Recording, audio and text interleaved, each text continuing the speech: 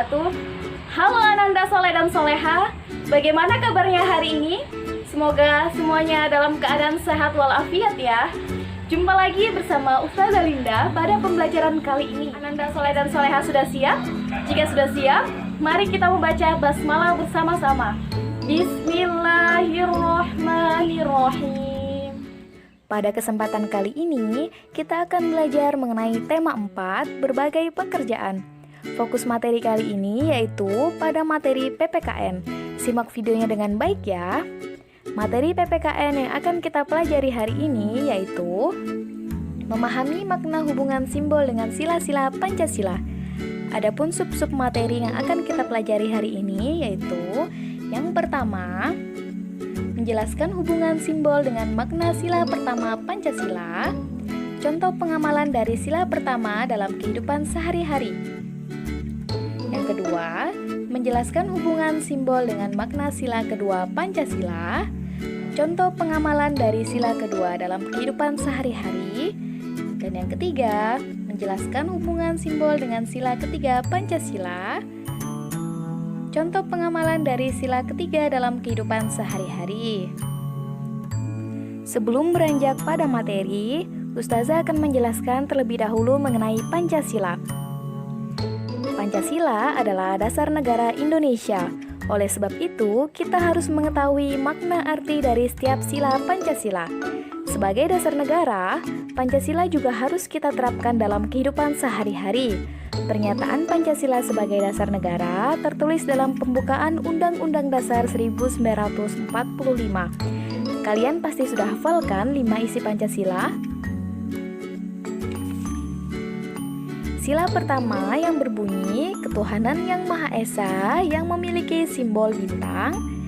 Sila yang kedua yang berbunyi kemanusiaan yang adil dan beradab yang memiliki simbol rantai. Sila ketiga yang berbunyi Persatuan Indonesia yang memiliki simbol pohon beringin. Sila keempat, kerakyatan yang dipimpin oleh hikmat kebijaksanaan dalam permusyawaratan perwakilan. Sila keempat ini memiliki simbol kepala banteng.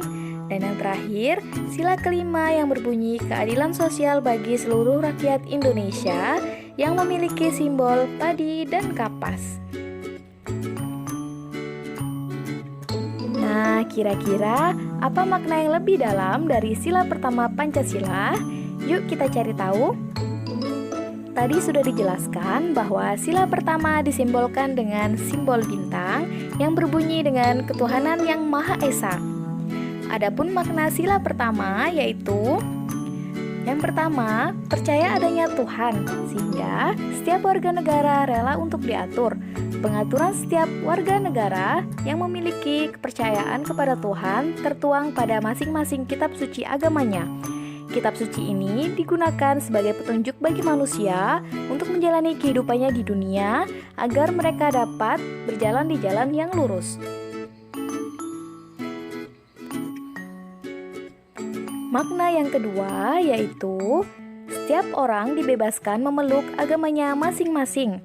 Di Indonesia terdapat 6 agama yang diakui. Oleh sebab itu, setiap warga negara Indonesia dibebaskan untuk memeluk dan memilih agama dan kepercayaan masing-masing sesuai dengan keyakinan hatinya. Makna yang ketiga yaitu semua yang Tuhan berikan kepada kita harus kita jaga.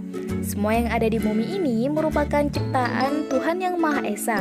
Oleh sebab itu, kita sebagai manusia bertugas untuk menjaga semua pemberian yang ada di bumi ini dengan baik. Makna yang keempat, toleransi antar umat beragama dan sesama umat beragama. Karena di Indonesia setiap warga negaranya memiliki agama yang berbeda, maka perlu toleransi antar umat beragama sehingga warga negara dapat menjalankan ibadah masing-masing dengan nyaman. Materi selanjutnya yaitu contoh sikap yang mencerminkan sila pertama Pancasila. Yang pertama yaitu saling menghormati antar umat beragama. Yang kedua, menjalani perintah dan menjauhi larangan agama sesuai ajaran agama yang dianut masing-masing. Yang ketiga, melaksanakan kewajiban dan keyakinan terhadap Tuhan yang Maha Esa. Kewajiban setiap umat beragama juga tertuang dalam kitab suci masing-masing agama yang dianutnya. Yang keempat, membina kerjasama dan tolong-menolong antar umat beragama. Ketika ini dilakukan, maka akan tercipta kedamaian yang ada di muka bumi. Selanjutnya yaitu bersikap jujur. Jujur artinya berkata dan berperilaku apa adanya. Seseorang yang bekerja dengan jujur tidak pernah berkata bohong dan berbuat curang. Orang yang jujur hatinya akan tenang. Selanjutnya, memiliki akhlak yang baik. Terakhir, setiap perilaku dilandasi iman dan takwa.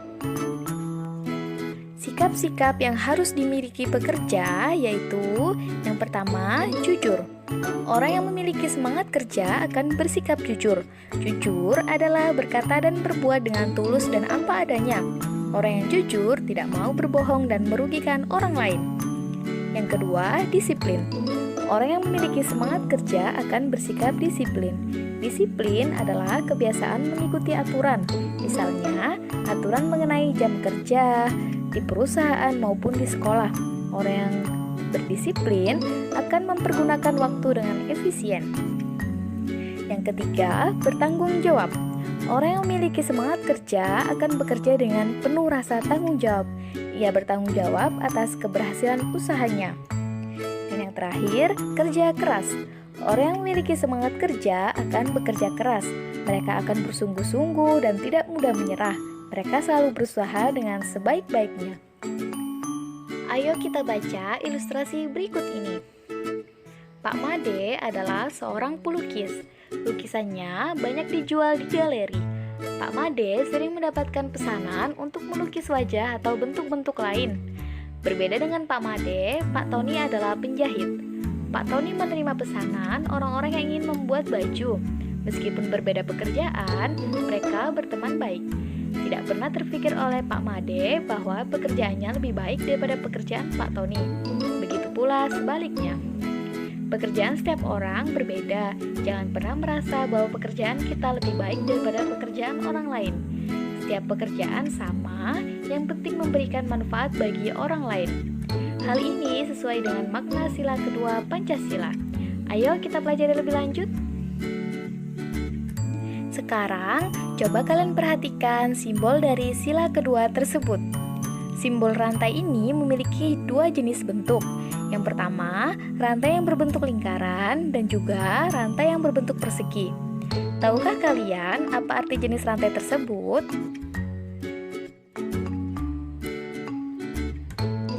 Mata rantai berbentuk segi empat melambangkan laki-laki.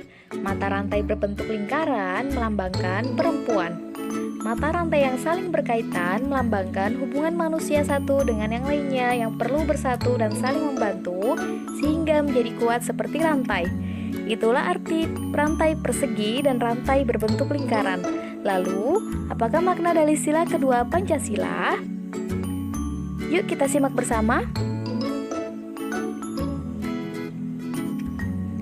Sila kemanusiaan yang adil dan beradab bermakna yang pertama, setiap manusia setara dan sejajar. Yang kedua, beradab dalam rasa, pikiran, dan tindakan. Yang ketiga, anti penjajahan. Dan yang keempat, mengutamakan kebenaran dan keadilan. Lalu, apakah contoh sikap yang mencerminkan sila kedua Pancasila dalam kehidupan sehari-hari? Contohnya adalah sebagai berikut. Yang pertama, mengakui persamaan derajat, hak, dan kewajiban antar sesama manusia. Dalam kata lain, kita sebagai manusia harus mengakui persamaan derajat antara laki-laki dan perempuan. Yang kedua, memiliki sikap tenggang rasa. Yang ketiga, tidak mengejek orang lain. Karena jika kita mengejek orang lain, maka kita akan mengingkari makna sila Pancasila yang kedua, yaitu anti penjajahan. Yang keempat, menghargai antar sesama manusia. Yang kelima, memiliki sikap tanggung jawab.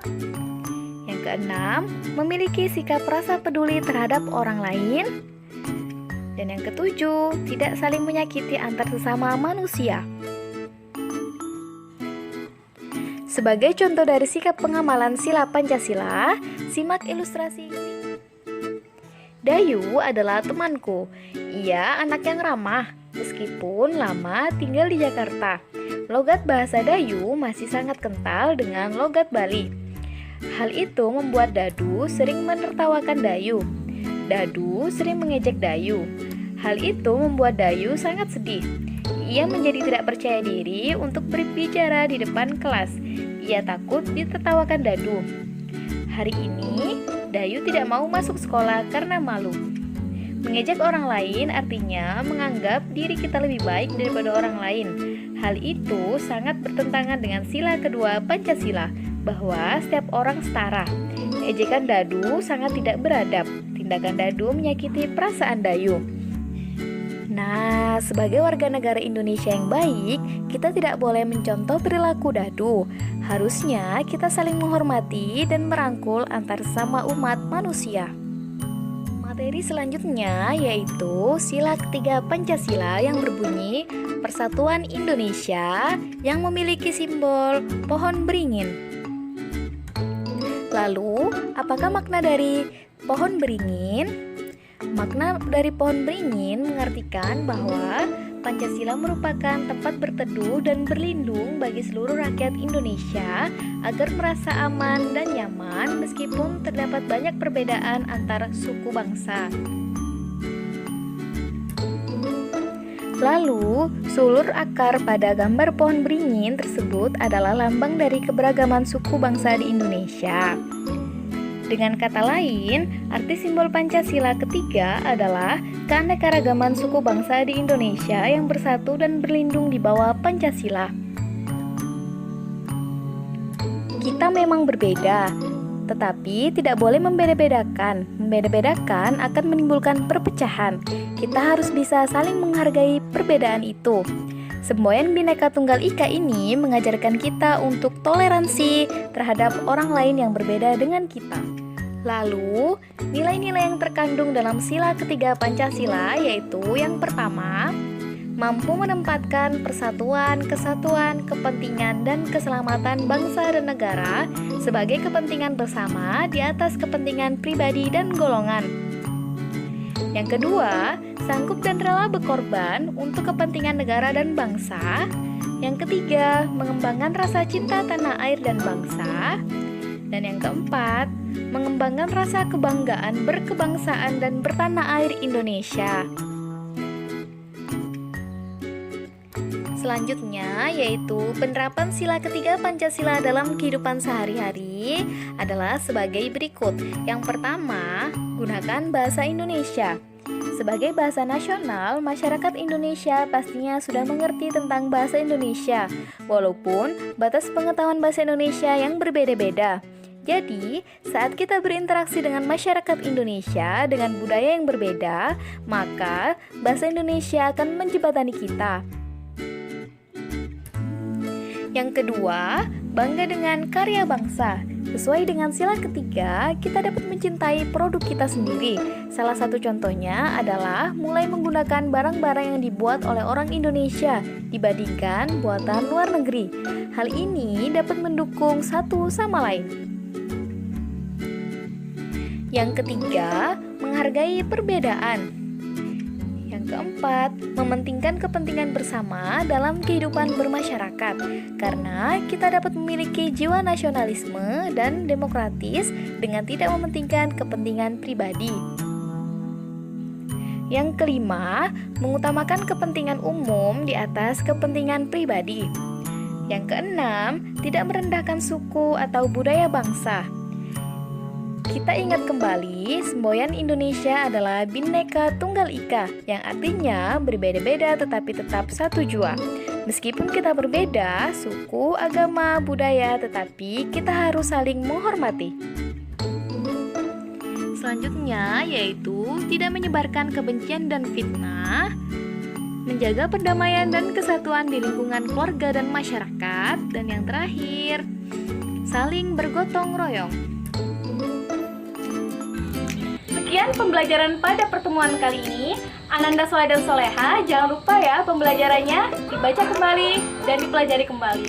Sekian, wassalamualaikum warahmatullahi wabarakatuh.